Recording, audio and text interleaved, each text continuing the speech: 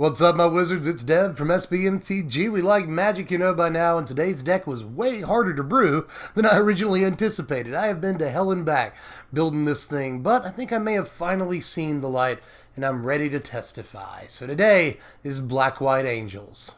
That's right, Black-White Angels, and it shouldn't be too surprising because, you know, there can be no light without darkness and all that malarkey, and I'm here to say that angels are real, or at least the deck is. There are a lot of different directions that you can go in when building this thing, a lot more than I originally thought there'd be, but I think we've landed on the correct build here, and I'll talk about why I made the decisions I made as I move through the deck. But first, let's get to the Angels, because that's why you're here. So let's talk about those. We're going to play 4 copies of Resplendent Angel, 3 copies of Shalai Voice of Plenty, and 3 copies of Lyra Dawnbringer.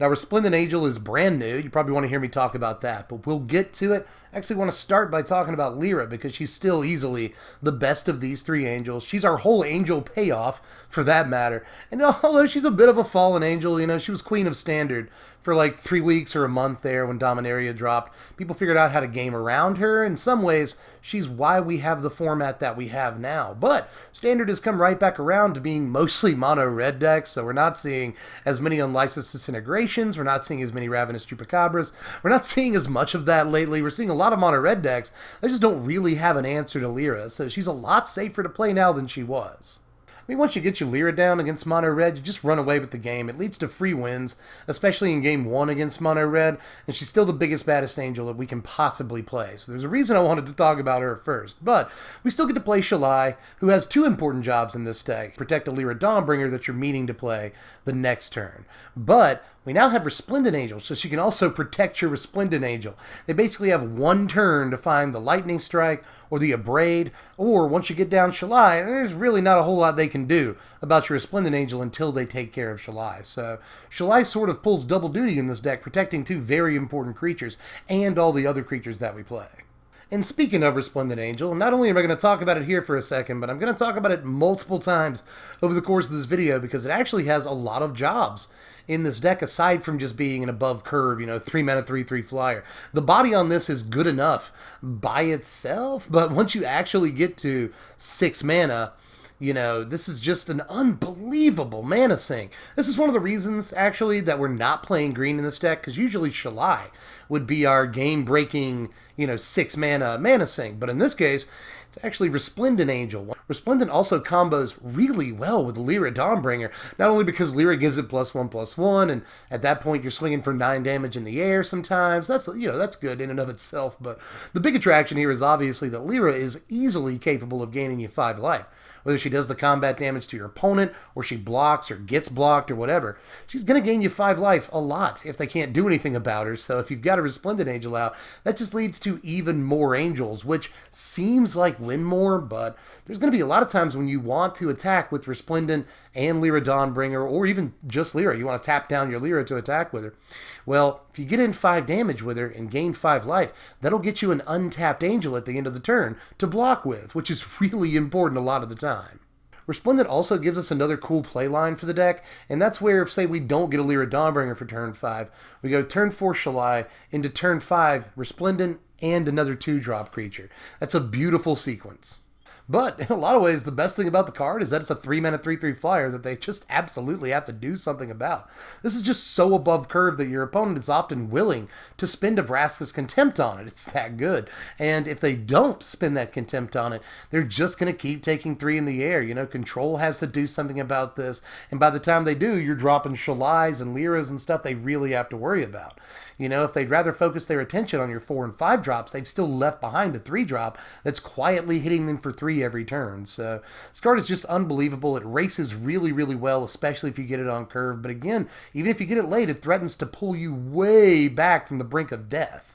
But talking about angels is the easy part. It's an angels deck. I could talk about angels all day, but it turns out that it's where we go from here that's really the difficult part, you know. There are a lot of different decisions to make as to where to take the deck after you've slotted your angels in, you know. And this is where I want to really sit down and have a conversation with you. So have a seat. Get right here with me. Let's huddle up. And let's talk about why I went with white-black over some of the other things we could have done. Now, we run the risk of going down a little bit of a rabbit hole in this conversation, so I'm going to try to keep it as simple as possible so we can move on to talking about the actual decks. I know that's why you're here. But I feel like I have to talk about why we're playing specifically this deck when there's other things people are talking about. The green-white mid-range deck from Dom Standard, mostly championed by Craig Wesco, but a lot of people tried to play a version of this deck. Mostly played Lana Morels and Servant of the Conduit, so it could ramp into Alira way earlier than it had any business doing that. It's a really, really good plan. But problem is, we want to play Resplendent Angel as our 3-drop. So that means we can't necessarily hope to play like Jade Lights and Thrashing Brontodons and other really intensive green 3-drops in this deck. You know, we sort of have to make our choice, one or the other. Green 3-drops, white 3-drops that are mana intensive. So with that in mind, if we want to play Resplendent Angel and we have to cut these Jade Lights and Thrashing Brontodons, then that means that Lana Elves isn't quite as impactful in this matchup either. I think you could make an argument for keeping Servant of the Conduit, but in the end, I cut all the green out of this deck where I thought I was going to go Abzan there for a while, playing Servant of the Conduit, playing Blossoming Defense, and being able to get to Shalai's ability. But honestly, the mana just did not work out the way I wanted it to, and after I added the black, I really didn't want to lose the black because I think it gives us another dimension that we really, really needed, especially in our sideboard. So I ended up cutting the green entirely from this deck, again, mostly because A, mana concerns if we want to make the deck Abzan, but even if we just want the deck to be green-white, we've got not only Resplendent Angel in the 3-drop slot, but other intensive white 3-drops I want to play that just don't work out very well with Lana Elves. Now, cutting those elves actually gives us a lot of slots, and it gives us a lot of ways to determine what our plan should be. And the plan I eventually went with is a familiar one. I'm playing Heart of Kiran and Karn, Scion of Urza here. 3 copies of Heart, 2 copies of Karn. Now, I've ported this package over from the black-white aggro deck from last season. Sort of a black-white Knights deck, sort of a black-white Artifacts deck that played Toolcraft Exemplar. That deck went in a bunch of different directions, but again, I'm basically just lifting the HOK and Karn package out of that deck, and I'm throwing it in here for a couple of reasons. First of all, Heart of Kiran gives us a great early drop, and we've got a ton of pilots for it in this deck. Resplendent Angel makes a particularly good pilot because it gives the Angel something to do on the turn it comes into play. Curving a Heart of Kiran into a Resplendent Angel is good enough by itself, but add in the fact that we can curve the next turn into either a Karn or a Shalai, and it's just unbelievable because by that point, at the end of our combat step on turn 4, we could have done 11 damage in the air to our opponent, and it's really tough to come out from under that. Also really like the way that Heart of Kiran plays with Resplendent Angel, not only because they curve into each other and Resplendent Angel can crew Heart of Kiran, all that's hunky-dory, but also because we're really taxing our opponent's abrades here. We're sort of overloading the amount of abrades they can play because both of these are really good, high-profile targets for abrade. But if they kill Resplendent Angel before it can deal any damage, then, you know, they're going to let Heart of Kiran through on subsequent turns as soon as you slam down Shalai or Karn on turn 4 or any number of other pilots that can crew your Heart of Kiran that turn. So, again, they want to spend abrade on both of these cards, but they can only spend abrade on one of these cards. And Karn has always been sort of a soft combo with Heart of Kiran. You know, Heart of Kiran is an artifact that counts towards Karn's last ability that creates constructs. That's always good. But Heart of Kiran can either create things, creatures that crew Heart of Kiran once you have enough artifacts, or it can just crew Heart of Kiran because Planeswalkers can crew Heart of Kiran. That's awesome too, but in this deck, it's mostly a form of card advantage. It's awesome that we have a way to draw cards as easily as Karn. And Karn doesn't tax the mana base in any way. This is yet another colorless card that we can play, that it doesn't really care whether we have black or white mana, and we'll welcome as many of those cards as we can get. But again, just to reiterate, even though there are multiple Karn synergies in this deck, this is mostly there to help draw us cards, keep our foot on the gas in the mid and late game. We've got so many super crazy threats in this deck, but we have to draw them, and Karn gives us a chance to do just that. Now, another one of the hardest decisions when building this deck, trust me, is the 2-drop slot. It turns out this can be really, really tough to figure out. In the mono white deck, all you've really got is Metallic Mimic. There's not a whole lot of other options that you want to play, at least. In the green deck, there's Servant of the Conduit, but I want to crew Heart of Kiran, so again, even though there's an argument for Servant of the Conduit, I didn't end up on it. There's also Merfolk Branchwalker, but it's not a guarantee that it crews your Heart of Kiran, and I want it to. That's the whole reason I want to play a 2-drop, is for it to crew Heart of Kiran. So with that in mind, turns out when you switch into black, helps make the decision for you really easily because you get to not only play Scrap Heap Scrounger, but you also get Knight of Malice. Now, there's lots to love about both of these. Scrap Heap Scrounger, Crew's Heart of Kirin, super aggressive 2-drop, doesn't tax the mana base in any way. That's awesome. Knight of Malice is immune to things like Seal Away and other white removal spells. That's just, all of that is really good. And once you have a white permanent, Knight of Malice can Crew Heart of Kirin. Once you have a white permanent, it can, go up against Goblin Chain Whirler in trade and combat. All of that's awesome, but why I like these cards specifically, low-key, is because if we were going to go green-white with this build, one of our absolute worst matchups would be Control. Most green-white players that have played the green-white mid-range deck from this last season have noted that one of the worst things we can possibly come up against is just about any Control deck. Very, very bad against them. Well, Scrap Heap Scrounger is amazing against Control decks. That's awesome. Plus, I've already pointed out that Knight of Malice can't be hit by like Seal Away, which can sometimes be really important too. So these are good against Control in a way that if we were going to build green-white, we would not have that kind of strength against those decks. So for that reason, I love these too. Plus, not only that, they give us really aggressive 2-drops that allow us to get on the board early, get in some damage, or just trade if we need to. Obviously, Scrap Heap Scrounger is not going to be trading a lot, but Knight of Malice definitely will. So I like the fact that we can get some early interaction or early damage in. This deck cannot just start at 3-drop and go from there. It's going to fail against aggro because aggro is going to get in too much early damage against us. It's going to fail against Control because they're just going to be able to counter and remove all of our mid-range drops. They have to spend removal and counter spells and stuff on early drops if we're going to get those middle drops through. So this is just the right thing to do in so many ways. We need early drops. We need early interaction. These are the best ones we can play. But in this deck, since we have to have 2 white mana on turn 3 for a Resplendent Angel every single game, that opens us up to other insanely good white 3-drops that are really mana intensive. So to that end, I'm also going to play 2 copies of History of Benalia and 2 copies of Gideon of the Trials. Now, there's not much to say about either of these cards other than they're just good. Like, they're just really, really good. Like, History of Benalia is especially like that, It doesn't play super well on curve with Heart of Kirin, but after that, the complaints more or less end. This is just a super dope card, and in almost every other matchup, it's really, really hard to deal with, It creates like 2-for-1s. Your opponent has to spend 2 removal spells to clean up the mess. And if Chapter 3 ever goes off, then it's just going to deal a bunch of damage. Goes really well with Knight of Malice. There's just so many good things about History of Benalia. Why not play this card if we're trying to get to 2 white mana by turn 3 anyway?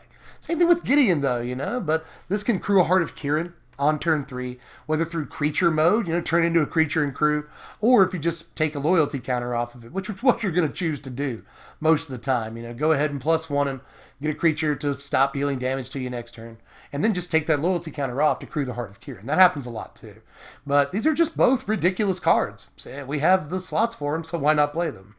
But to finish off the deck here, we're going to play a little bit of removal because we're definitely in the colors for it. So with that in mind, we're going to play 2 copies of Walking Ballista, 4 copies of Fatal Push, and 3 copies of Cast Out. Now, Ballista is just awesome. It would probably fit a 3rd copy of this in here somewhere. Seriously thinking about cutting a Shalai or a Lyra from the main deck to fit a 3rd Walking Ballista. This is just always good. Again, doesn't tax the mana base in any way. I like that in a 2-color deck that's really white intensive, we get to play a bunch of, effectively, artifacts that don't in any way care about what color mana we happen to have at the time. That's nice. Walking Ballista does that. But it also takes out Bomat Couriers and Earthshaker Kinras and stuff like nobody's business like it always has. It's a good 2-drop in that way, but it's also a good 4, 6, 12-drop, whatever. This can come down against Control when they're out of counter spells. And, just deal that last 4 points of damage in the really late game. 5 points of damage sometimes in the really late game to help you close the game out. That's really good. Just a removal piece all the time. Sometimes it's a fat creature that just threatens to end the game. It's inevitability. You just put a counter on it every turn until you've got enough to blow them or their squad away. This is still a ridiculously versatile card. And I know a lot of people are counting the days until it rotates, but until it does, let's play at least a couple of copies of it. And as far as the other stuff, pretty self-explanatory. Fatal Push, we have access to black, so I want to play this to really put us over the edge against the aggro deck. And Cast Out is going to help us deal with, things like Rekindling Phoenix and Glorybringer that even though we can go over the top of with a card like Lyra Dawnbringer, we won't always have that luxury. We won't always have a Lyra, right? So it's good to have cards like Cast Out to deal with not only those big creatures, but also, Teferi and stuff like that, other planeswalkers. It'll take care of Godfarer's Gift or Angel of Invention out of the graveyard in a Godfarer's Gift deck. That's something you got to worry about too. Just any random thing, Sometimes you'll cast out a cast out. I've done that more than once. So, cast out is just a great versatile option that can even draw you cards if you got no other use for it. And here's the mana base right here. We're playing 25 lands, and we have somehow hit 20 white sources and 15 black sources. To hit Resplendent Angel, History of Benalia, Giddy, and all that, on turn 3 reliably, you need 18 white sources, but I've gone the extra mile and hit 20 here. But we still got, somehow, again, 15 black sources. That'll help us get Knight of Malice on turn 2. That'll help us get Fatal Push early in the game. That'll help us play these sideboard black cards that I'm so high on. So, again, even though it doesn't seem like we would have all the proper sources, we have more than enough. But here's our sideboard right here, and this is one of the real incentives to play black in this deck. We get Duress against the control matchup. That's incredible. We get Doomfall against the control matchup. That's great. Argyll's Bloodfast comes in to help us draw cards in that matchup. It's just unbelievable what we can do with black in our sideboard against control decks to help shore that matchup up. We even get to play Liliana Death's Majesty to help against those control decks. Never-ending Creature Factory brings back Resplendent and Shalai and Lyra and anything else you happen to lose. It's just an incredible card out of the sideboard and grind to your matchups. So we've got the long game locked down once we get to boards, but we've also spent some slots on some random stuff. We've got Angel of Sanctions in there against the aggro matchups. This will come in sometimes. But there's also Sentinel Totem against Godfarer's Gift. Forsake the Worldly can come in against GPG as well sometimes, and other decks for that matter. And then Knight of Grace will come in against literally any deck that plays black, whether it's blue-black control or just mono-black aggro or mid-range or any deck. Literally any deck that plays black removal spells, Knight of Grace will come in and help us get a little extra value out of History of Benalia. But here are your power rankings right here. A final score of 68, which is high. In case you're following along at home, that is a pretty high score. And that's because we don't do anything poorly. We don't do a whole lot more than just above average. There's just about no 8s in this entire group except for the power score, and that's because we're playing all the expensive cards. It's a very powerful deck to put together. But we mostly do things above average and nothing below average. We draw some cards in this deck. We play early threats. We play late threats. We've got decent removal. We're relatively versatile. We've got a couple of different game plans we can go on. We can be a fast deck sometimes with the starts that we get, or we can be a more methodical, kill that guy, here's a huge threat mid-range deck.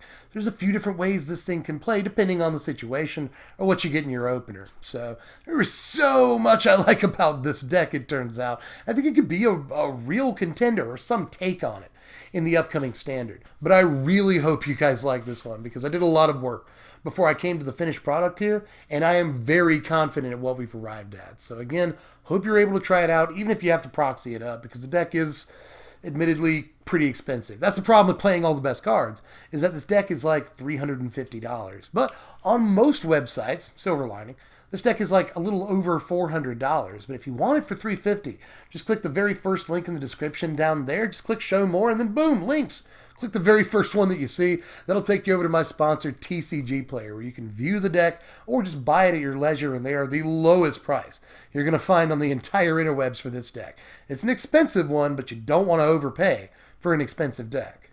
So click the link. Helps the channel out when you do it. Helps them out, helps you out, helps everybody. So why not click the link? View the deck list, do all the things.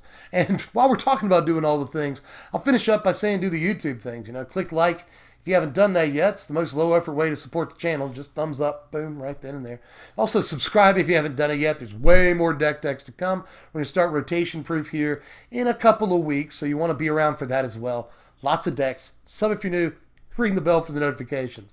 Follow me on Twitter at SBMTG Dev, SBMTG Dev if you feel like it. Or you can throw $1 in the Patreon pot if you like what I do around here and you want to help keep the lights on at patreon.com/SBMTG. Link in the description for that. And there's special bonuses for being a patron, so make sure you check all that stuff out on the website. But with that, I'm pretty sure I'm finally tapped out for this one. So I'll catch you cats later. I'm Deb from The Place. Thanks for watching, my wizards. Spread love and be kind. The angels would want it that way.